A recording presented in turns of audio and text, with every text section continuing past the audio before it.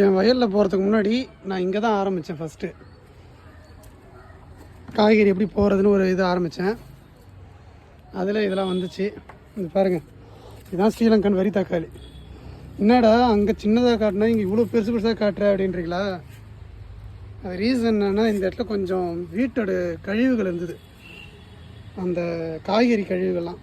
அதை இந்த மண்ணில் போட்டு பாருங்கள் எவ்வளோ சாஃப்டாக இருக்குது பாருங்கள். போட்டு இந்த செடியை நட்டேன். அதுலேருந்து நல்ல வளர்ச்சி. இதுதான் ஸ்ரீலங்கன் வரி தக்காளியோட ஒரிஜினல் சைஸு. இது எப்படி இது பாருங்கள்.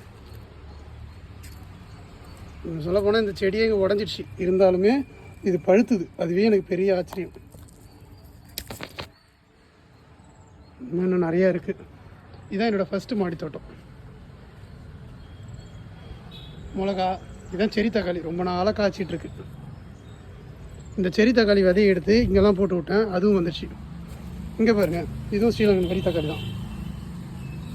இதுவும் பழுத்துடுச்சு. வெடிக்குது. கால்சியம் சத்து கம்மியாக இருக்குது, வேறு ஒன்றும் இல்லை.